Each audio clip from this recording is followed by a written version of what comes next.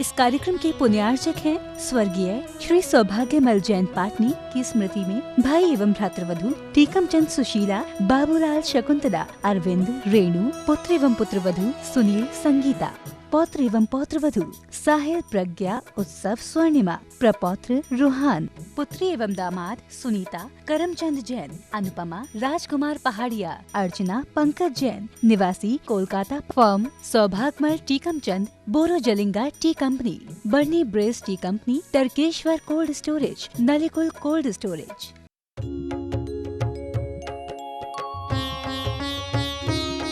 शंका समाधान।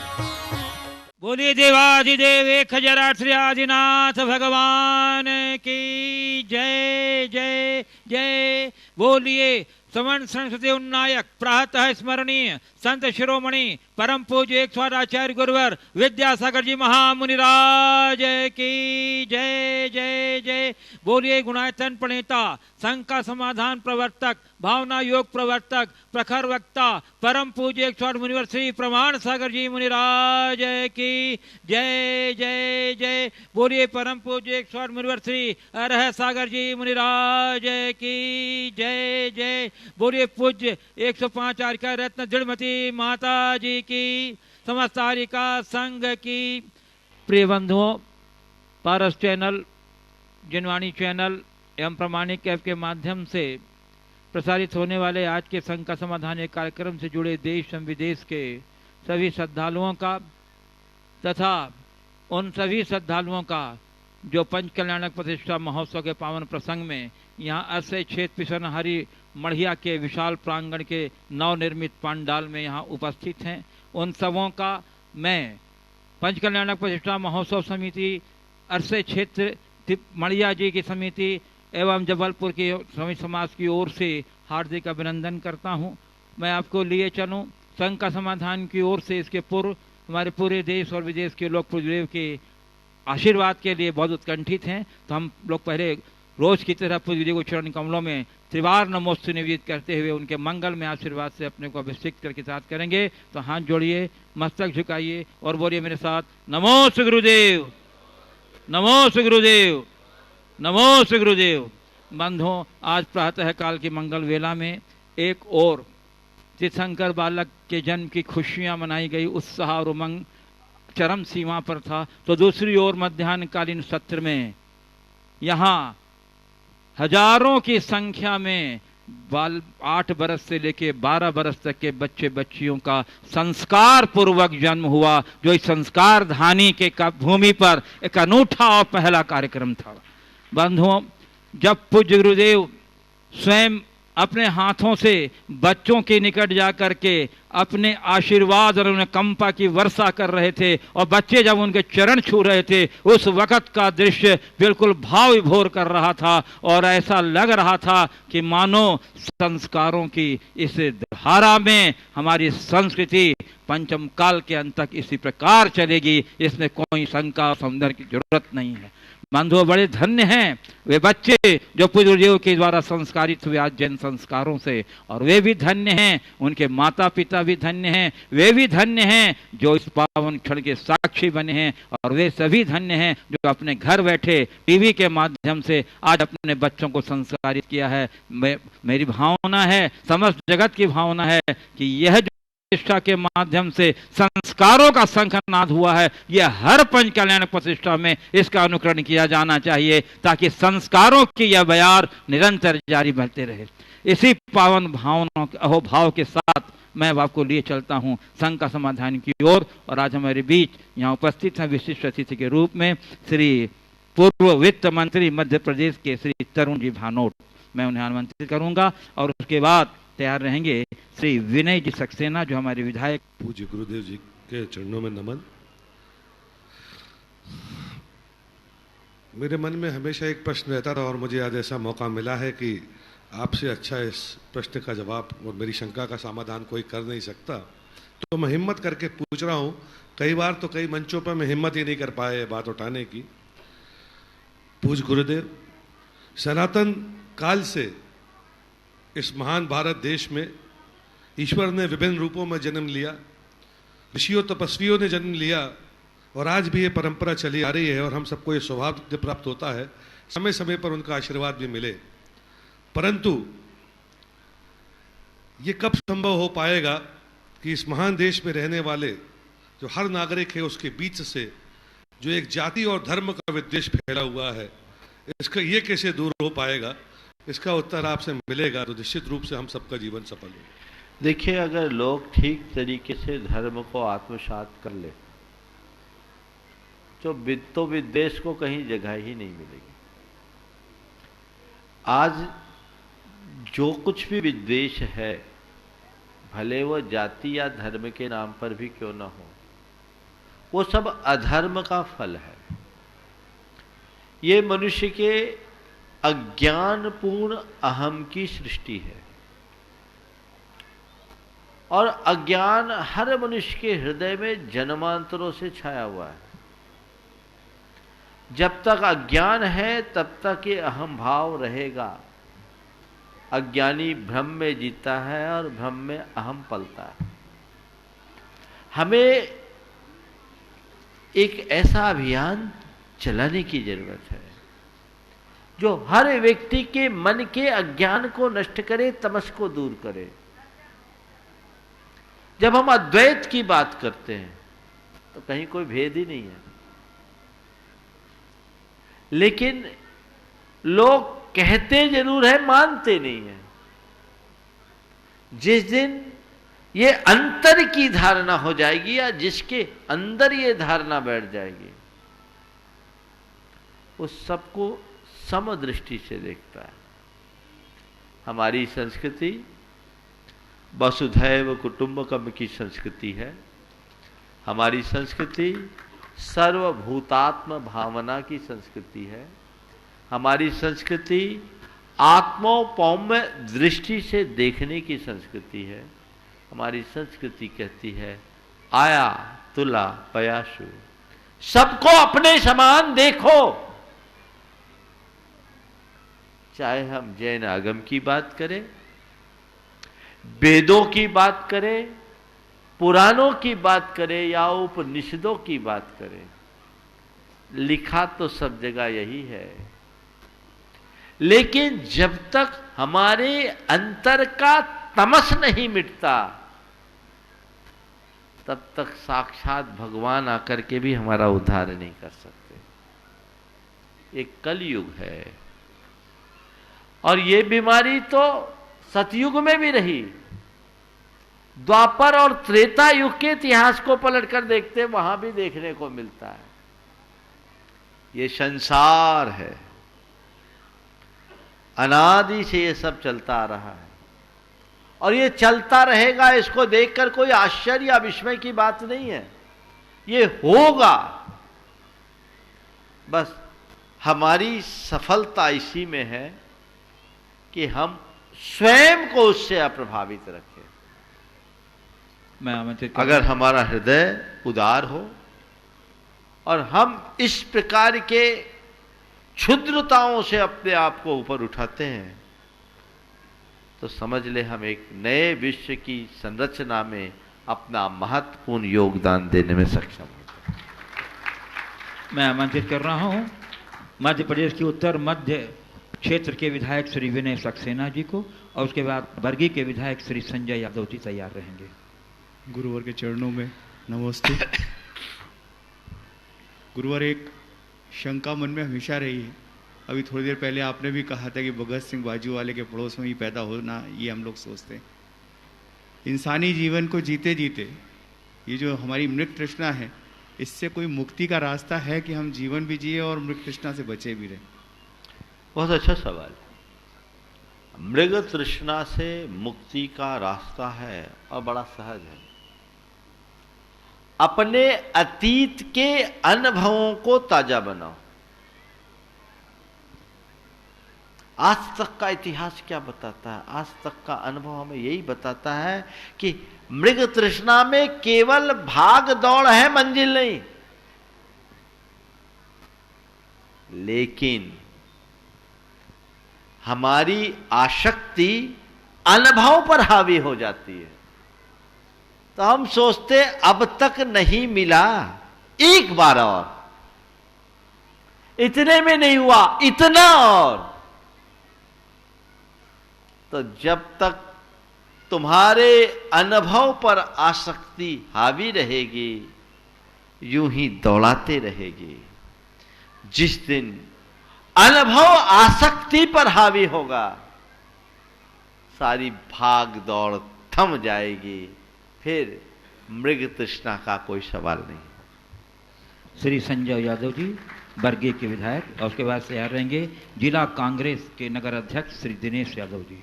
गुरु जी के चरणों को नमन।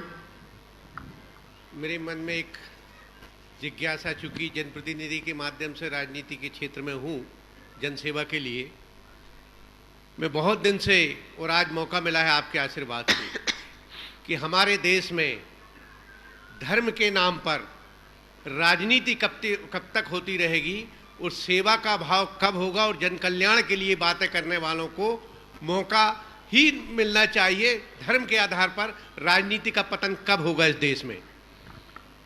देखिए, धर्म के नाम पर जो भी राजनीति है वह स्वस्थ राजनीति नहीं। सच्चे अर्थों में अगर धर्म है तो उन्हें राजनीति का भी धर्म निभाना सीखना चाहिए। राजनीति का पहला धर्म यह है कि हम जो भी काम करें लोक हित के लिए करें। जब आप लोग जनप्रतिनिधि बनकर चुने जाते, शपथ ग्रहण करते, तो आपका ये संकल्प होता है कि मैं लोक हित और राष्ट्र हित के लिए काम करूंगा। ये राजनीति का धर्म है। लेकिन जिनके लिए राजनीति ही सब कुछ होता है, उनके लिए धर्म की कोई बात ही नहीं बचती। तो जो लोग धर्म के नाम पर राजनीति करते हैं, वे निश्चित पूरे देश के लिए एक बड़ा अपराध करते हैं। हमें ऐसे लोगों को हतोत्साहित करना चाहिए। राजनीति के लोग धर्म से जुड़े, इससे अच्छी बात नहीं है, लेकिन धर्म की राजनीति से बुरी कोई बात नहीं। राजनीति के लोग, राजनीति में यदि धर्म जुड़ता है तो रामायण रचता है। राजनीति में यदि धर्म जुड़ता है तो रामायण रचता है, और धर्म में यदि राजनीति घुसती है तो महाभारत मचता है। हमारे देश को रामायण की जरूरत है, महाभारत की नहीं। श्री दिनेश यादव जी जो जिला कांग्रेस के नगर अध्यक्ष हैं, और उसके बाद तैयार रहेंगे जैन शिक्षक परिवार जिन्होंने भी शपथ लिया है, उनकी ओर से श्री सुनील कुमार जी जैन भाग्यश्री जो अध्यक्ष हैं, उनके प्रश्न के लिए गुरु जी सभी के हो चरणों जाएंगे। में कोटि कोटि प्रणाम। गुरुदेव, वैसे तो हम लोग बहुत ही अज्ञानी हैं आप, पर हमें अवसर मिला है कि हमें आपसे प्रश्न करने का, इसमें तो मैं आपकी अनुमति से एक नहीं 2 प्रश्न पूछने की आपसे अनुमति। स्वागत है। पहला तो ये गुरुदेव, किसी भी राष्ट्र में झूठा राष्ट्रवाद और झूठा प्रचार तंत्र उस राष्ट्र को कहाँ और किस रूप में ले जाएगा और कहाँ ले जाके छोड़ेगा। दूसरा गुरुदेव, प्रजातंत्र में धनबल और बाहुबल का जो बोलबाला है, वह बोलबाला कब और कैसे समाप्त होगा, ये आज हम जानना चाहते हैं। देखिए, झूठ तो झूठ है, चाहे वो राष्ट्रवाद के नाम पर हो या और किसी नाम पर। झूठ से कभी हम लोक हित नहीं कर सकते, राष्ट्र हित नहीं कर सकते। इसलिए हमें इन सब चीजों से बचना चाहिए। जहां तक आपने झूठा प्रचार तंत्र की बात की, वर्तमान का युग तो ऐसा ही है जिसमें देखकर लगने लगता है कि प्रचार के बल पर आप कुछ भी कर सकते हैं। जी, एक घटना सुनाता हूं प्रचार पर। एक आदमी मरा सपने में, सपने में मरा, परलोक गया, उसका लेखा जोखा देखा गया, पुण्य पाप बराबर निकला। सामने वाला पसोपेश में पड़ गया, कहाँ भेजे? तो कहा इसी से पूछ लिया जाए, भैया ये बताओ तुम कहाँ रहना पसंद करोगे, स्वर्ग में कि नरक में? अब ये भी कुछ चूज नहीं कर पा रहा था। तो उसने कहा, पसोपेश में पड़ गया तो कहा एक काम करो, तुम दोनों जगह घूम आओ, विजिट कर आओ, जो तुम पसंद करोगे वहां हम तुम्हें शिफ्ट कर देंगे। वो पहले स्वर्ग गया। जब स्वर्ग गया तो देखता क्या है, सब अपने अपने में मगन है। कोई पूजा कर रहा है, कोई पाठ कर रहा है, कोई ध्यान कर रहा है, किसी को किसी से कोई मतलब नहीं, सब अपने में मगन, अपने में खुश। बोले ये क्या बड़ा नीरस जिंदगी है, किसी को कोई से कुछ लेना ही देना नहीं। चलो अब नरक चल कर देखते हैं। नरक में जैसे ही एंटर किया तगड़ा रिसेप्शन हुआ, और वो भी विस्की से रिसेप्शन हुआ, विस्की से। और अंदर डिस्कोथेक चल रहा था, अंदर डिस्कोथेक चल रहा था। उसने कहा हद हो गई, पंडितों ने व्यर्थ में नरक को बदनाम कर दिया। जिंदगी का सच्चा सुख तो नरक में है। पंडितों ने व्यर्थ में नरक को बदनाम कर दिया है, जिंदगी का सच्चा सुख तो नरक में है। आया, बोला कहां जाना है? बोले मुझे नरक भेज दो। सोच लो। बोले सोच लिया, कुछ नहीं रखा तुम्हारे स्वर्ग में, मुझे नरक भेज दो। उसको नरक शिफ्ट किया गया। और जैसे ही नरक शिफ्ट हुआ, नरक में पहुंचा तो उसके साथ बिल्कुल मारकाट रौद्रूप, मारकाट रौद्रूप। बोला हद हो गई, अभी मैं जो देख के गया वो नरक कुछ और था, और अब जो देख रहा हूं वो नरक कुछ और है। मामला क्या है? अभी जो मैं देख कर गया वो नरक कुछ और था, अब जो देख रहा हूं वो नरक कुछ और है। मामला क्या है? तो कहा भैया साहब, वो नरक का विज्ञापन था, ये असली नरक है। समझ गए? तो ये युग है, इसमें लोग ठगे जाएंगे। अब तो कुछ भी हो सकता है। इसलिए हमें तथ्यों के आधार पर निर्णय लेना चाहिए, भेड़ चाल से बचना चाहिए। पर विडंबना है, भारत में बौद्धिक क्रांति होने के बाद भी लोकमानस अभी पूरी तरह प्रबुद्ध और जागरूक नहीं बन पाया। जैसी हवा बना दो वैसा हो जाता है। ये तो चलेगा, समझ गए? तो पहला सवाल आपका है। दूसरा आपने क्या पूछा था? प्रजातंत्र में बाहुबल और धन बल हाँ। कब तक बोलबाला रहेगा? देखिए, बाहुबल और धन बल का बोलबाला तो ये कलयुग में चलता रहेगा। जिसकी लाठी उसकी भैंस, ये कलयुग है। हमारे यहाँ एक बहुत पुरानी उक्ति, सम्राट चंद्रगुप्त को 16 सपने आए थे। उसमें एक सपना आया कि बंदर हाथी को हाँक रहा है, वो भी अंकुश से नहीं, हैंटर से। तो उसका फल निरूपित हुआ कि कलयुग में अच्छे लोग शासित होंगे और बुरे लोग शासन करेंगे, उनका तरीका भी बुरा होगा। इसलिए मेंटली प्रिपेयर रहो, अभी इससे और नीचे आना है। आप लोग तो भले हो। कोटि कोटि प्रणाम गुरु जी। श्री जैन शिक्षक परिवार जबलपुर, और उसके बाद श्री राकेश जैन जो जयपुर, सब एक साथ खड़े हो जाओ। जयपुर से पधारे हैं, वो कृपया शीघ्रता से परिवार के साथ मंच पर आ जाएं। हाँ, पूरा परिवार, श्री राकेश जैन, श्री सुनीता जी जैन, आयुष जैन और अशोक जी जैन, मंजू जैन, शीघ्रता से मंच पर आ जाएं। नमोस्तु महाराज जी, नमोस्तु महाराज जी। जैन परिवार के सभी सदस्यों की ओर से हाथ जोड़ करके नमोस्तु। महाराज जी, आचार्य श्री का संदेश इंडिया बने भारत, और एक संदेश कि हमारी मातृभाषा हिंदी हो, अंग्रेजी को हम छोड़ें।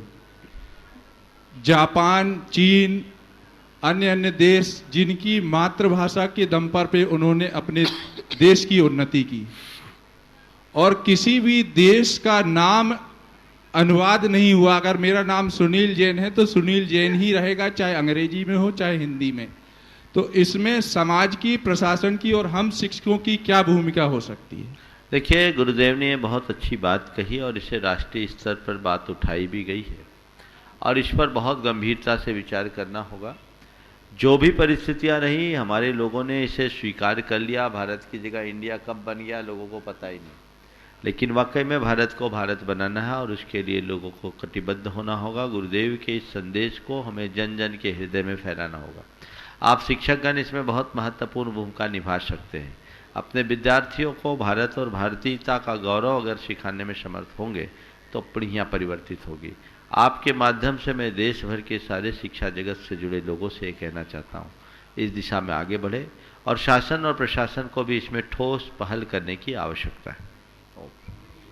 बंधुओं, अत्यंत प्रसन्नता है कि आज हमारे बीच संघस्थ युवा बाल ब्रह्मचारी सारांश जी के पूज्य पिता श्री राकेश जैन जी, माता श्री सुनीता जैन जी, भैया श्री आयुष जैन जी और उनके मौसा जी श्री अशोक जैन जी और मौसी जी मंजू जैन जी जयपुर से पधारे हैं। जोरदार करतल ध्वनि से अभिनंदन कीजिए बंधु। ऐसे माता पिता का जोरदार अभिनंदन कीजिए जिन्होंने ऐसे प्रतिभावान और ऐसे आचारवान और ऐसे साधक को जन्म दिया है जो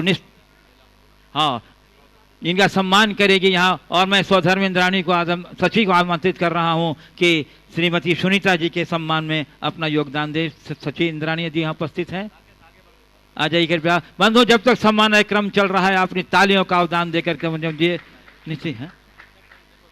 शिक्षक संघ से भी कोई महिला आ जाए जो है उपस्थित है। हमारी श्रीमती सुनीता जी जैन को, जो हमारे सारांश ब्रह्मचारी सारांश की माता जी हैं। नहीं, बिल्कुल नहीं, आपका सम्मान नहीं है ये। हाँ, आज स्वधर्म इंद्राणी आ गई हैं, आ जाइए, आ गई स्वधर्म इंद्राणी आ गई हैं। जोरदार अभिनंदन बंधुओं, बिल्कुल सम्मान होना ही दीजिए।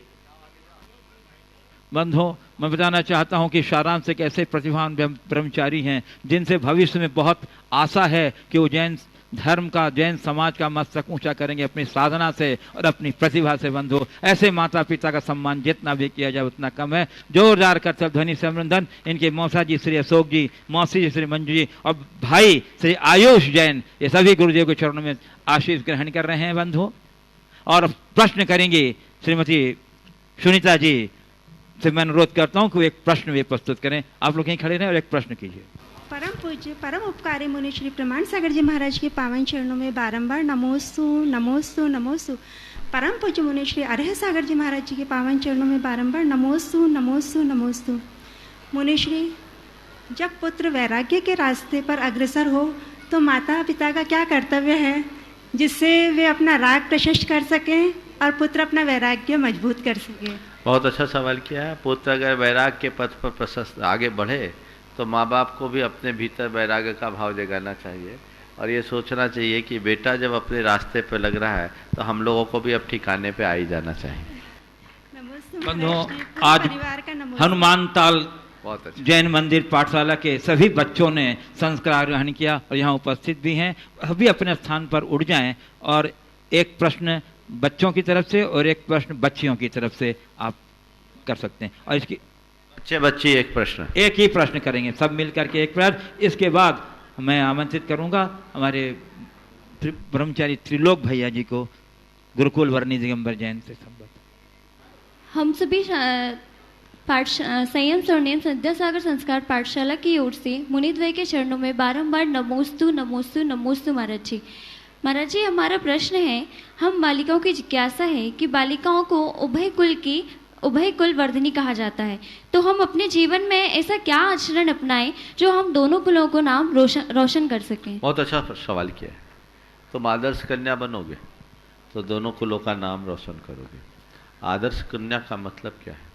जिसके अंदर जीवन की मर्यादा का बोध हो, जो संस्कारों से ओतप्रोत हो, जो कर्मनिष्ठ हो और जो कर्तव्य पारायण, वो कन्या मर्यादा बोध, संस्कारशील, कर्मनिष्ठ और कर्तव्य पारायण, ये चार गुण जिस कन्या के अंदर आएंगे वो जहाँ जाएगी एक अलग अलग जगाएगी।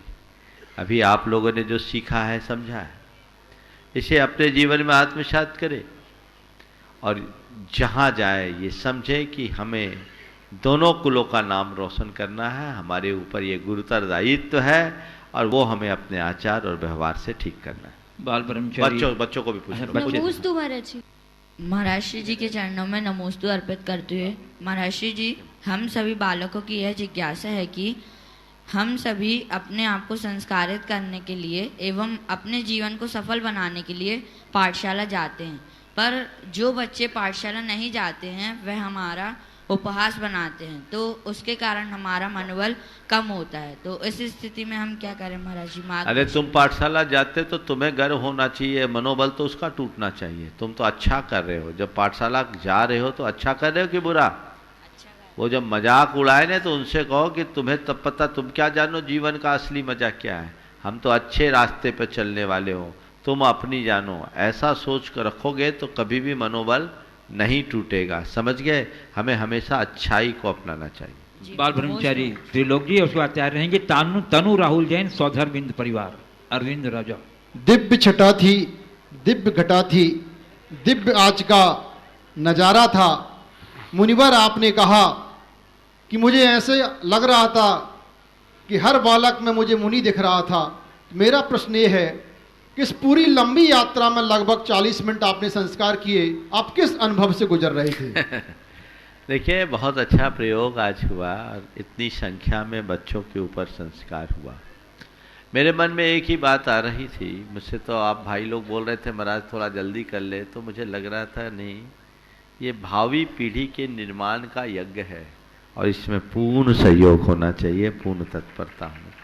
मैंने एक एक बच्चे के शीश पर जो मंत्र संस्कार मुझे देने थे वो दिए और उसका लाभ हुआ।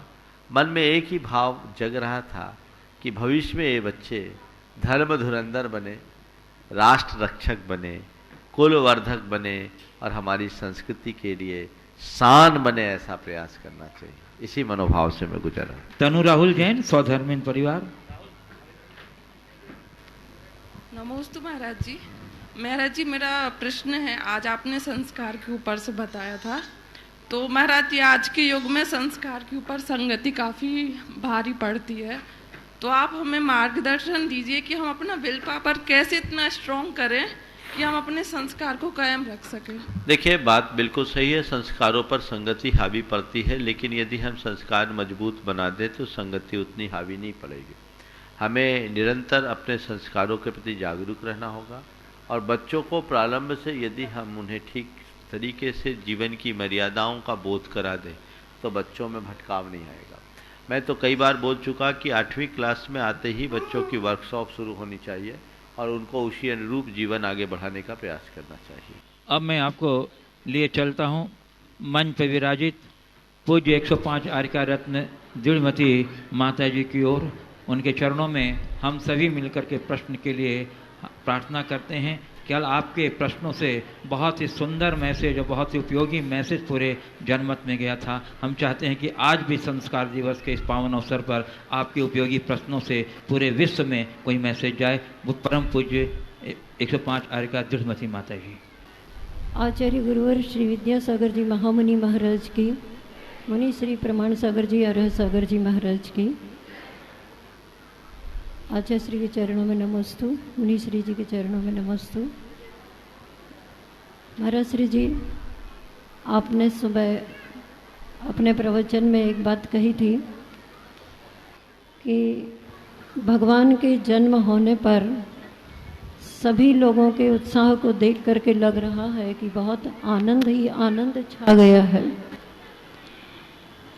लेकिन आप लोगों को अपने जन्म का एहसास है क्या? जन्म के एहसास के पूछने का तात्पर्य हम जानना चाहते हैं। देखिए, बात बिल्कुल सही है और आपने बिल्कुल सही बात को पकड़ा है। हमने भगवान का जन्म कल्याणक मनाया, उनके जन्म में उत्सव मनाया और ऐसा कहते हैं कि तीर्थंकर परमात्मा जब जन्म लेते हैं तो कुछ पल के लिए नारकियों के हृदय में भी आनंद आता है। मैंने आप लोगों से केवल एक सवाल किया था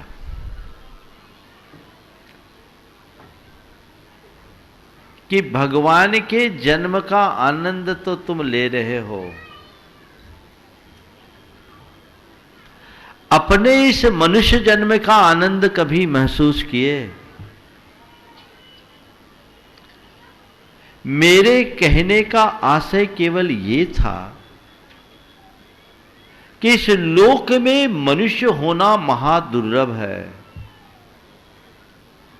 और हम मनुष्य के रूप में जन्मे हैं। हमें ये जीवन मिला है, ये जन्म मिला है, इसका गौरव हमें होना चाहिए। और जब जन्म का गौरव होगा तभी हम अपने जन्म को सार्थक करने वाला जीवन अपनाएंगे। तो हमने जन्म तो पाया, लेकिन हमारा ये जन्म कितना दुर्लभ है इसका एहसास बहुत कम को होता है। मैंने इस बात पर प्रकाश डालते हुए ये भी कहा था कि इस धरती में बहुत से ऐसे अभागे लोग भी हैं जिन्हें जन्म के पहले ही परलोक पहुंचा दिया जाता है। हम कितने भाग्यशाली लोगों में हैं कि न केवल हमने जन्म पाया, जन्म पाकर के जीवन भी पाया और संस्कार भी पाया।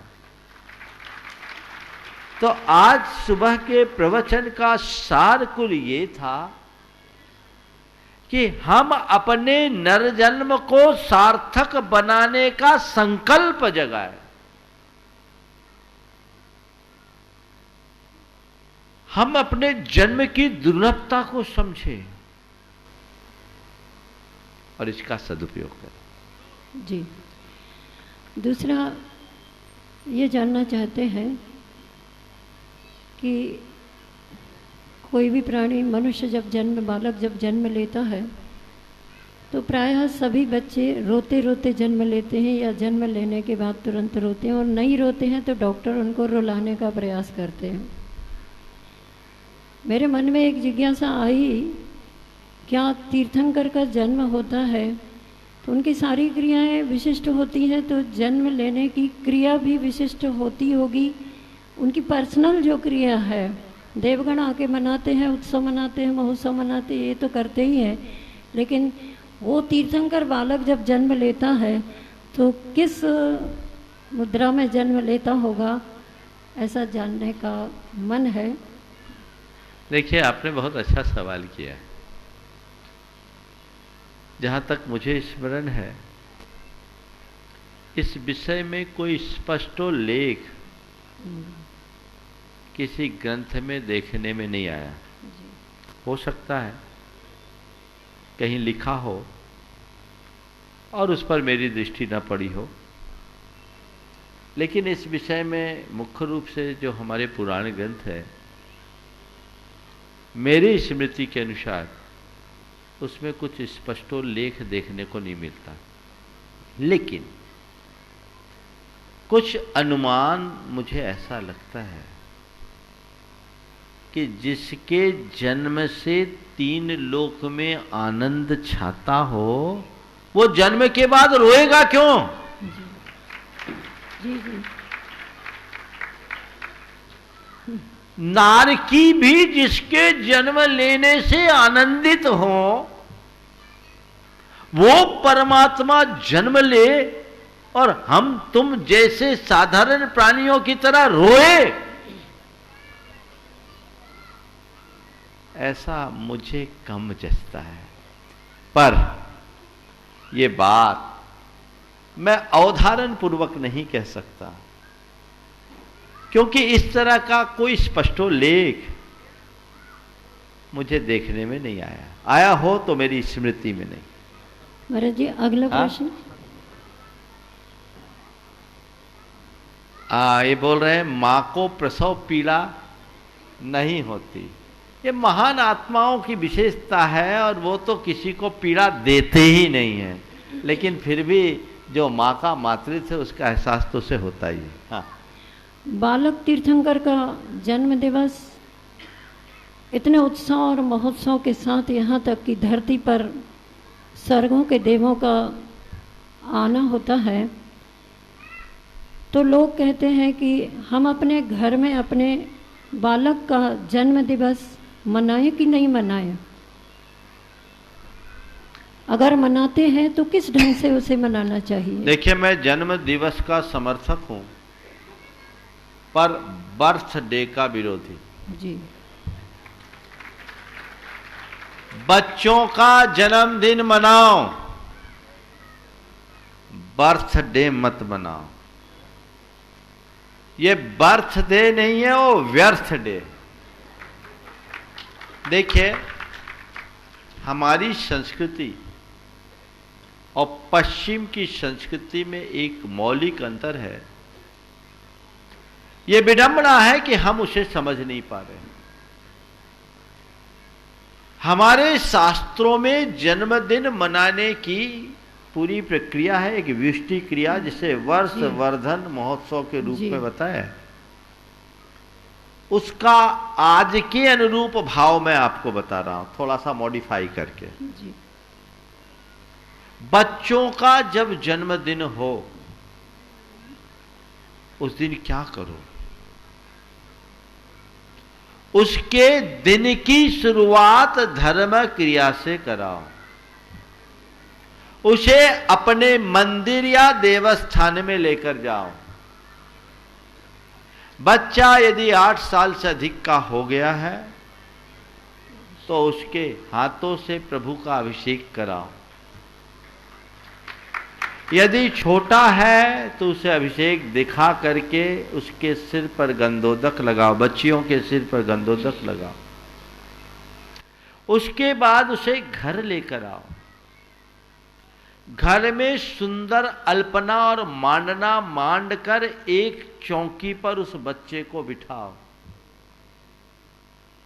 उस बच्चे को चौकी पर बिठाने के बाद घर के जितने बड़े जन हैं उसके माथे पर रोली का तिलक करो और पूजा के जो शेषाक्षत हैं उसके शीश पर डालकर आशीर्वाद दो। दीर्घायुष्को भव, धर्म धुरंधरो भव, कुलवर्धको भव, यशस्वी भव, तेजस्वी भव, मनस्वी भव, तपस्वी भव, पर पीड़ा हर भव, पर दुख कातर भव, दया धर्म वाहक भव, राष्ट्र रक्षक भव, धर्म रक्षक भव, संस्कृति रक्षक भव। ऐसे मंगल सूचक वाक्यों से आशीर्वाद दें। फिर क्या करें? एक समय इकट्ठे होकर पूरे परिवार के सदस्य जितना जन्मदिन है उतना दीप जलाओ, कैंडल मत बुझाओ। हमारी संस्कृति प्रकाश को पूजने की संस्कृति। हम कहते हैं तमसो मा ज्योतिर्गमय, प्रकाश के उपासक बनो, दीपक जलाओ, केक मत काटो, काटना हिंसा है, मोदक बांटो। हमारी संस्कृति में तो लड्डू ही सब कुछ है। हर खुशी में लड्डू का प्रयोग होता था, अब ये सब आजकल चलन बिगड़ गया।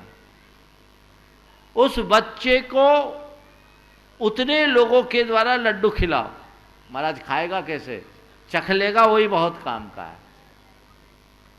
ये प्रक्रिया अपनाओ और उस दिन उस बच्चे के हाथ अभय दान का काम कराओ।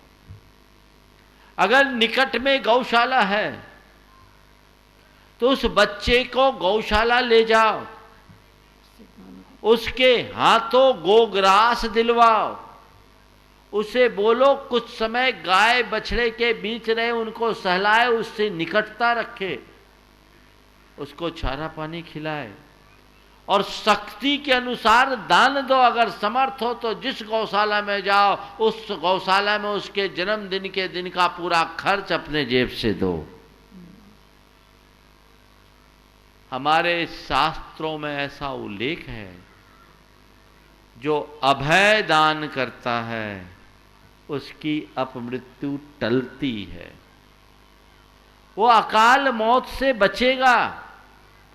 तो पुण्य वर्धक क्रियाएं करनी चाहिए। यद्यपि ये सांसारिक क्रिया है, लेकिन हमारे संस्कृति की विशेषता है कि हमारे यहाँ हर मौके में खुशी मनाने के साथ साथ पुण्य बंध की क्रिया करने की प्रेरणा है। केवल मौज मस्ती हमारे यहाँ नहीं है, खुशी मनाने की पूर्ण अनुकूलताएं दी गई है, लेकिन धर्म से जुड़कर ऐसा कार्य करो कि कुछ पुण्य का बंध भी होता रहे। और एक सूत्र आप सबको मैं देता हूं, जितना संचित लेकर आए हो तय करो उससे अधिक अर्जित करके जाना है। जीवन का ये मकसद बनाइए। मैं बात को दोहरा रहा हूं, जितना संचित लेकर आए हो उससे अधिक अर्जित करके जाना है। यानी तुम पुण्य लेकर आए हो तो ये तुम्हारे लिए मिल रहा है, पर इसका केवल भोग मत करो, नहीं तो कंगाल होगे, कई जन्म में दरिद्र बनोगे। उससे ज्यादा अर्जित करो। इसलिए कोई भी मौका हो पुण्यवर्धक क्रियाओं में कभी पीछे न हटो। इस विधि से जन्मदिन मनाना सार्थक है। और ये जन्मदिन आप गृहस्थों का, साधुओं का नहीं। साधुओं का जन्मदिन मनाना है तो मनाओ, पर कब? जब साधु जन्मे तब। तुम लोग किसका जन्मदिन मनाते हो? साधु का जन्म कब? जब उसकी दीक्षा हो तब। वो तो द्विजन्मा है, समझ गए। और आज एक बात और कहूंगा, आज 500 से अधिक बच्चों ने, 531 बच्चे और बच्चियां अलग, इन सब ने आज नव जन्म पाया है। मैं सबको प्रेरणा दूंगा, आज की 16 जनवरी की तारीख लिख लो और हर साल जब भी 16 तारीख आए या तो गुरु के दर्शन करो या भगवान के पास जाकर विशेष धार्मिक क्रियाएं करते रहो, ताकि तुम्हारे धर्म की प्रेरणा तुम्हें मिलती रहे। ठीक, टोटल 738 हो गए। बहुत सुंदर। मैं आमंत्रित करना हूँ ब्रह्मचारिणी बहन बबीता दीदी ब्राह्मी आश्रम, और उसके बाद तैयार रहेंगी सोनू दीदी प्रतिभास्थली और रश्मि दीदी प्रतिभास्थली। नमस्ते महाराज जी, वंदामी माता जी। महाराज जी, प्रश्न संस्कारों से है। कल गर्भ के संस्कार हुए, देखा कि सभी माताएं कितनी उत्साहित थी संस्कार के लिए। आज बच्चों के संस्कार में बच्चे, अभिभावक बहुत प्रसन्न थे। सभी चाहते हैं अभिभावक कि बच्चा अच्छे मार्ग पर चले, अच्छे संस्कार मिले, और इन संस्कारों के फलस्वरूप अगर वह अच्छे मार्ग पर, और सबसे अच्छा मार्ग मोक्ष मार्ग है, अगर कोई बच्चा उस पर चलना चाहे तो फिर माता पिता क्यों उसे रोकते हैं? क्या वह नहीं चाहते कि वह अच्छे मार्ग पर चले? हर माँ बाप चाहते हैं कि भगत सिंह पैदा हो, पर पड़ोसी के घर में। इसी का नाम मोह है। वो धर्म को, त्याग को, तप को, राष्ट्रभक्ति को अच्छा तो मानते हैं, लेकिन संतान के प्रति जो मोह होता है वो रोक देता है। इसलिए मोह को मनुष्य का सबसे बड़ा शत्रु माना गया है। उसी को जीतना है। जितना मोह में फंसोगे उतना नीचे धसोगे। इसलिए मोह मुक्त जीवन जीने का भाव होना चाहिए। सोनू दीदी प्रतिभास्थली और उसके बाद तैयार रहेंगी रश्मि दीदी प्रतिभास्थली।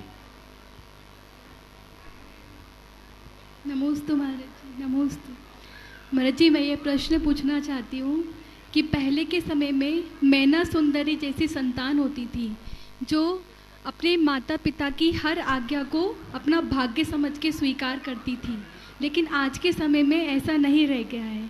तो आज के समय की पीढ़ी को क्या करना चाहिए? उसके जीवन में संघर्ष तो आया, लेकिन फिर बाद में पूरे जीवन उसकी खुशियाँ ही खुशियाँ रहीं। तो आज के समय में क्या करना चाहिए? आज से कुछ दिन पहले मैंने प्रवचन में या शंका समाधान में, कब का आधुनिक युग की मैना सुंदरी का उदाहरण मैंने दिया, प्रवचन में दिया कि शंका समाधान में? शंका समाधान में दिया। तब उसको रिपीट करना तो ठीक नहीं समझूंगा, लेकिन एक दूसरा प्रसंग मेरे सुनने में आया। वो मेरे सामने का तो नहीं है, पर आज एक दूसरा प्रसंग सुनाता हूं। पहला जो प्रसंग था वो तो मेरे बीच के लोगों के बीच घटित था, जो मैंने आप लोगों को सुनाया। लेकिन आज भी ऐसे लोग हैं जो मैंने सुना है। एक वकील के बेटे की सगाई हो गई और सगाई एक इंजीनियर लड़के से हुई। लड़के के सगाई के 1.5 महीने बाद उसे व्हाइट स्पॉट हो गया। व्हाइट स्पॉट होने के बाद लड़के ने अपनी बात लड़की से बता दी। हमें ये दृष्टिकोण विकसित करना चाहिए। मानता हूं नकारात्मक दृष्टि रखने वाले लोगों का बाहुल्य है, पर सकारात्मक लोगों की भी कमी नहीं है। हमें कोशिश करनी चाहिए सकारात्मक बातों को प्रचारित करने की। लोगों ने उस लड़की को पागल निरूपित कर दिया। लड़की ने कहा, आपकी नजर में मैं पागल हूं तो पागल ही सही, पर मैं अपने निर्णय से टस से मस होने वाली नहीं हूं। तो हमें ऐसे उदाहरणों को भी देखना चाहिए। एक तरफ ये देखता हूं तो दूसरी तरफ उल्टा भी देखता हूं। एक ऐसा किस्सा मेरे पास आया कि सगाई हो गई और सगाई होने के बाद लड़की वाले चाह रहे थे कि लड़का लड़की दोनों विदेश घूम आए। लड़का बड़ा धार्मिक और संस्कारित परिवार के थे, दोनों परिवार बड़े संपन्न थे। तो लड़के के परिवार के लोगों ने कहा कि जब तक पानी ग्रहण ना हो जाए तब तक लड़का लड़की को कहीं भेजना उचित नहीं है। लड़की वाले ने कहा, ये बड़े ऑर्थोडॉक्स हैं। उनने सगाई तोड़ दी। केवल इसलिए सगाई तोड़ी कि सगाई के बाद विदेश जाने के लिए लड़का हिचक रहा था कि शादी के बाद जाएंगे। तो दोनों तरह के उदाहरण हैं। हमें कोशिश करनी चाहिए कि हम अच्छाइयों को आगे बढ़ाएं। रश्मि दीदी प्रतिभास्थली, स्वाति अर्चना दीदी प्रतिभास्थली। परम शुभोपयोगी मुनिद्वय के चरणों में बारंबार कोटिसह नमन। महाराज जी, कभी हमारी किसी के प्रति किसी भी अभिप्राय को लेकर या अशुभ योग से कोई भी धारणा बन जाती है, या उसकी मेरे प्रति या मेरी उसके प्रति, तो इसको दूर करने के लिए हमें क्या प्रयास करना चाहिए? बहुत अच्छा सवाल है और मैं समझता हूँ इस प्रकार की धारणा से बहुत लोग ग्रसित होते हैं। एक बार किसी के प्रति पूर्वाग्रह बन जाए तो एक गांठ जैसी बन जाती है, उसे खोलना बहुत कठिन होता है। लेकिन अगर हृदय में क्षमा भाव आ जाए तो कुछ भी कठिन नहीं है। हमें क्षमा करने का भाव अपने भीतर जगाना चाहिए। हम क्षमा करें, जो भी हो उसको क्षमा करें और सोचे चलो जो हो गया सो हो गया। उस व्यक्ति के प्रति थोड़ा सकारात्मक सोचना शुरू करें और अतीत की बातों को भुलाने की चेष्टा करें, तो धीरे धीरे परिवर्तन आ सकता है। आप ये भी पूछ सकते हैं कि सामने वाले के मन में हमारे प्रति गलत धारणा हो तो हम कैसे बदलें। एक भाई से मैंने प्रयोग कराया, उसके ही एक मित्र से जिसकी कभी दांत काटी दोस्ती थी, बहुत कटुता बढ़ गई और वो उससे बहुत दुखी था। मुझसे बोला, मैंने उसे भावना योग करने के लिए कहा और मैंने कहा कि तुम एक प्रयोग करो, रोज एकांत में बैठकर उसकी छवि को याद करो और मित्र मुझे क्षमा करो, मित्र मुझे क्षमा करो, मित्र मुझे क्षमा करो। और वो ऐसा प्रयोग किया और जिस समय वो क्षमा याचना करता था उसके आंखों से आंसू भी झरते थे। आप सब सुनकर ताज्जुब करोगे, 3 महीने के अंदर वो एक पार्टी में गया और पार्टी में वो व्यक्ति भी मिल गया क्योंकि वो पार्टी भी उसके एक मित्र का था जिससे दोनों जुड़े हुए थे। अब मिल गया और पता नहीं उसके मित्र से कैसे भाव जागा कि हम दोनों के बीच बातचीत करा दें, और निमित्त बना। दोनों ने एक दूसरे को हाथ जोड़े, क्षमा मांगे, क्षमा किए और आंसू ऐसे बहे, मन की गांठ खुल गई। वो कह रहा है कि मैं पिछले 1 महीने से सोच रहा था बहुत हो गया है, कटुता मिटनी चाहिए, और मैत्री हो गई। तो ये प्रयोग करना चाहिए, केवल सुनने की बात नहीं है। हम जैसे भाव करते वैसा होता है। भावना योग का तो यही सार है, यद भाव्यते तद भवति।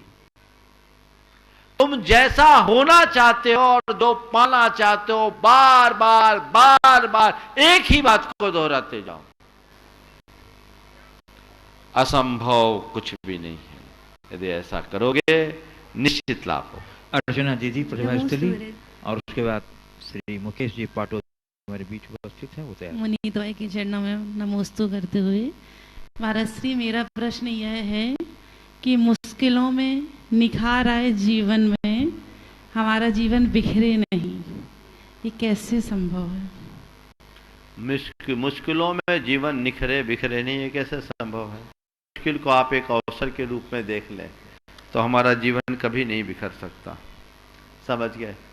हम उसे एक अवसर के रूप में देखने की कोशिश करें, हमारे जीवन में अपने आप सुधार होगा। लोग मुश्किलों से घबराते हैं। अगर हम अन्य लोगों के संघर्षों की कहानी तो पाएंगे कि हर व्यक्ति ने संघर्ष की घड़ी में अपने जीवन का उत्कर्ष किया है। ऐसे ही जब भी हमारे सामने कोई संघर्ष की स्थिति आए, हम अपने जीवन के उत्कर्ष का रास्ता खोलें, हमारे जीवन में टूटने की जगह मजबूत होने की स्थिति बनेगी। गुरु चरणों श्री मुकेश जी पाटोदी, इंदौर। नमोस्तु महाराज श्री। महाराज जी, आजकल कई विदेशी कंपनियां बड़े बड़े महानगरों में शाकाहारी के नाम से, वो शाकाहारी मीट के नाम से शाकाहारी मीट धड़ल्ले से बिक रहा है, और उसको कई लोग शाकाहारी है वो उसको उपयोग कर रहे हैं महाराज जी। और ऐसा ही महाराज जी जो बियर है उसको नॉन अल्कोहल बियर के नाम से बेचते हैं, वो लोग उसको भी उपयोग कर रहे हैं महाराज जी। कई जैन लोग भी उसको उपयोग कर रहे हैं, उसी होटल में जाके खा रहे हैं।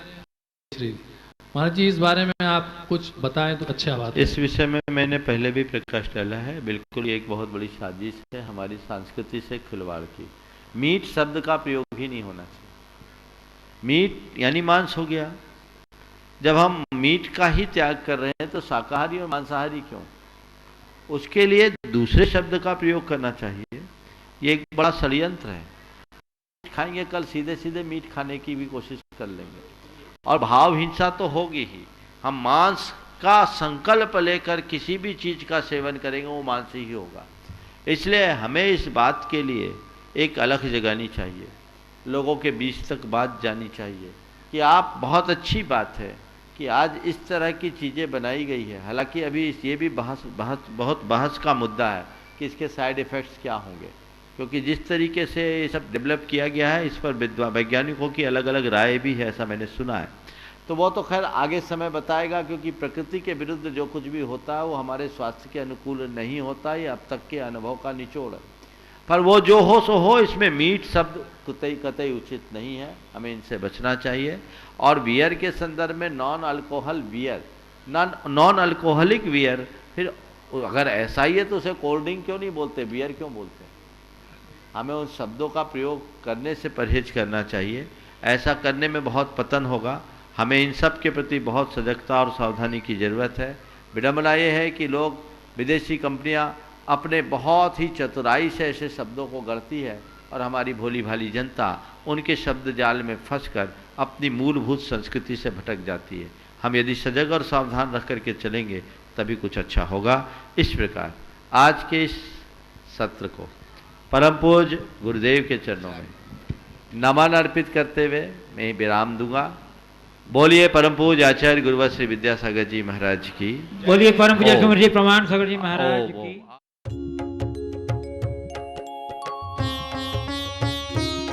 शक का समाधान।